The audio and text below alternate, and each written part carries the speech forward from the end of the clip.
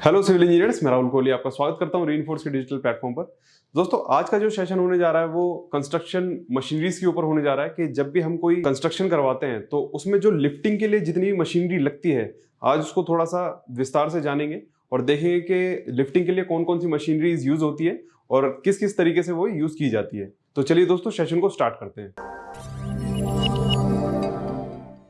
दोस्तों, जैसे कि आप लोगों ने देखा ही होगा, जब भी हम कोई भी कंस्ट्रक्शन करवाते हैं तो लिफ्टिंग के बगैर हमारा कंस्ट्रक्शन अधूरा है। अगर मान लीजिए आपको कोई छोटा मकान बनाना है या फिर आपको कोई बहुत बड़ा टावर बनवाना है, एक विला बनवाना है, तो हमें क्या करना होता है कि कम से कम लिफ्टिंग के लिए एक इंस्ट्रूमेंट तो होना ही चाहिए। मतलब कि कोई ना कोई गाड़ी ऐसी होनी चाहिए जो कोई भी आपका सामान है उसको लिफ्ट करके एक जगह से दूसरी जगह रख सके। जैसे कि अगर मैं आपका कंक्रीट की ही बात करूं तो कंक्रीट अगर मैं 5th फ्लोर पे 6th फ्लोर पे करवा रहा हूं तो अगर मैं लेबर्स के थ्रू उस काम को करवाता हूं तो बहुत ज्यादा टाइम लगता है। कोई भी अगर लेबर होगा तो उस कंक्रीट को वो अगर तीसरे चौथे फ्लोर पे ले जा रहा है तो बहुत ज्यादा टाइम लगता है। इसी वजह से हम लिफ्टिंग का यूज करते हैं ताकि कोई भी मटेरियल है तो उसको सही टाइम पर सही जगह लगाया जा सके। दोस्तों, अगर मैं बात करूं स्लैब कास्टिंग की तो स्लैब कास्टिंग में भी लिफ्टिंग यूज होती है, लिफ्टिंग मशीनरीज यूज होती हैं।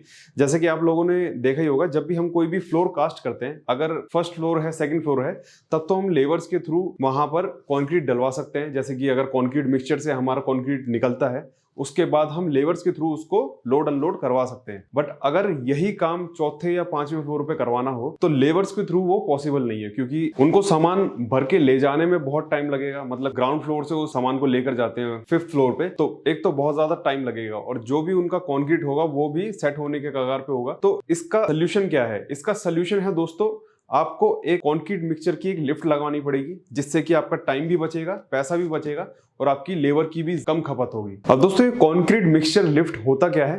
कंक्रीट मिक्सचर लिफ्ट होता है दोस्तों, जब भी कोई हम कास्टिंग करते हैं, जैसे स्लैब कास्टिंग करते हैं, अगर हमें 4th फ्लोर पे, 5th फ्लोर पे या फिर 3rd फ्लोर पे कोई भी कास्टिंग करवानी है, मतलब कि ऊंचाई पर कहीं पर भी कास्टिंग करवानी है, तो हमें कंक्रीट मिक्सचर लिफ्ट की जरूरत पड़ती ही पड़ती है। अब दोस्तों, ये काम किस तरीके से करती है? कंक्रीट मिक्सचर जो लिफ्ट होती है, ये हमारी एक जहां पर हमारा फाउंडेशन होता है वहीं पर ये लग जाती है। मतलब कि मूवेबल होती है और जहां पर कंक्रीट हमारा मिक्स हो रहा होता है, जैसे कि कंक्रीट मिक्सचर में अगर मिक्स हो रहा है, कंक्रीट मिक्सचर से कंक्रीट को अनलोड किया जाता है, जिसके जरिए जहां पर भी कास्टिंग हो रही होती है, जैसे कि मैं एग्जांपल के तौर पे 4th फ्लोर मान के चलूं, 4th फ्लोर पे अगर हमारी कास्टिंग हो रही है तो वो वहां पर अनलोड होती रहती है। यही प्रक्रिया पूरे कंस्ट्रक्शन के दौरान चलती रहती है जब भी हमारा स्लैब कास्टिंग हो रही होती है। मतलब कि लोडिंग अनलोडिंग ये सब चीज होती रहती है और जहां पर वो अनलोडिंग हो रही है वहां से हैंड ट्रॉली के थ्रू पूरी स्लैब पर उस कंक्रीट को बिछा दिया जाता है। अब बात करते हैं दोस्तों हाइड्रा क्रेन की। दोस्तों, अगर मैं हाइड्रा क्रेन की बात करूं तो हाइड्रा क्रेन क्या काम करता है?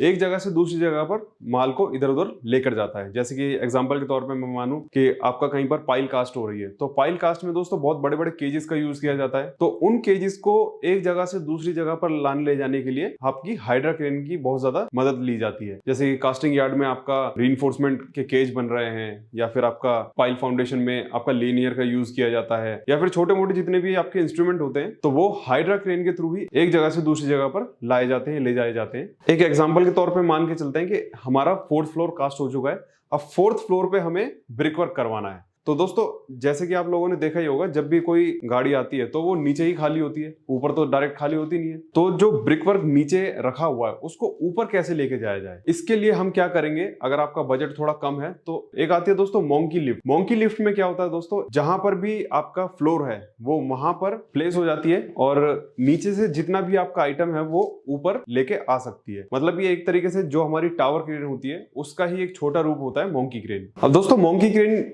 वर्क कैसे करती है? दोस्तों, इसमें क्या होता है दोस्तों, केबल के थ्रू ये कनेक्ट रहती है और उसी केबल के थ्रू माल को ये ऊपर लेकर आती है। और ये केबल किसकी कनेक्ट होती है? ये मोटर के थ्रू कनेक्ट रहती है, जो कि वायर को रोल करती रहती है। और ये बहुत ही हैवी मशीन होती है जिसके थ्रू हम कम से कम 1 टन तक का माल आसानी से उठा सकते हैं।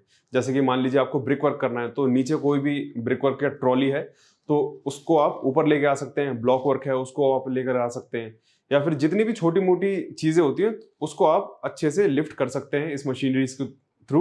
दोस्तों, मोंकी क्रेन क्या है? बहुत ही ज्यादा फायदेमंद रहती है कोई भी छोटे मोटे कंस्ट्रक्शन के लिए, जहां पर आपको बहुत बड़ी बड़ी इमारतें नहीं बनानी है, तो वहां पर मोंकी क्रेन बहुत ही ज्यादा अच्छी बताई जाती है। अब बात करते हैं दोस्तों टावर क्रेन की। टावर क्रेन के बगैर दोस्तों जितने भी हमारे बड़े बड़े आपके टावर्स हैं, बड़ी बड़ी जितनी भी हमारी बिल्डिंग है, जैसे आपका 12 मंजिल की, 20 मंजिल की, 12, 14, 15, 20 मंजिल की, मतलब कि जितने भी बड़े बड़े टावर हैं वो टावर क्रेन के बगैर अधूरे हैं। मतलब कि अगर माना जाए कि आपको एक फ्लैट्स बनाने हैं, मतलब G+11 के आपको फ्लैट बनाने हैं, तो उसमें दोस्तों क्या होगा, वहां पर आपका ये छोटी मोटी क्रेनें काम नहीं करेगी।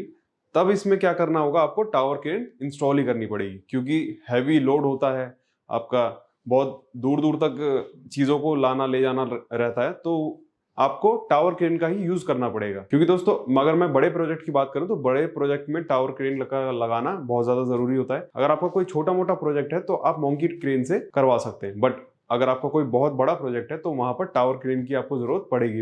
अब दोस्तों अगर टावर क्रेन की बात की जाए तो टावर क्रेन क्या होता है दोस्तों, इसका जो फाउंडेशन होता है वो आपका ग्राउंड से स्टार्ट हो जाता है। इसकी फाउंडेशन बनानी होती है अच्छे से, क्योंकि जितनी भी आपने अभी तक क्रेन देखी है उसका क्या होता है, वो मूवेबल होती है, कहीं पर भी इधर उधर रख देते हैं, छोटे मोटा फाउंडेशन बना देते हैं। बट इसका क्या है, एक अच्छा फाउंडेशन बनाना होता है, क्योंकि दोस्तों इसी से सारा लोड इधर से उधर ट्रैवल होगा। इसका दोस्तों फाउंडेशन बनाने के बाद क्या होता है, ये जितनी आपने बड़ी बड़ी टावर क्रेन देखी होगी तो ये क्या है दोस्तों, ट्रस के थ्रू अटैच रहती है। मतलब कि इसके जितने भी पार्ट आते हैं सारे अटैचमेंट वाले होते हैं, मतलब खुल जाते हैं और इनको असेंबल करना होता है। अब जैसे जैसे बिल्डिंग की हाइट बढ़ती जाती है वैसे ही टावर क्रेन की हाइट भी बढ़ती जाती है। मतलब उसमें एक एक जो ट्रस है आप ऐड करते रहते हैं, इसी वजह से उसकी हाइट जो है वो बढ़ती जाती है। अब दोस्तों बात करते हैं टावर क्रेन किस तरीके से यूज होती है, मतलब कि ये फंक्शन किस तरीके से करती है।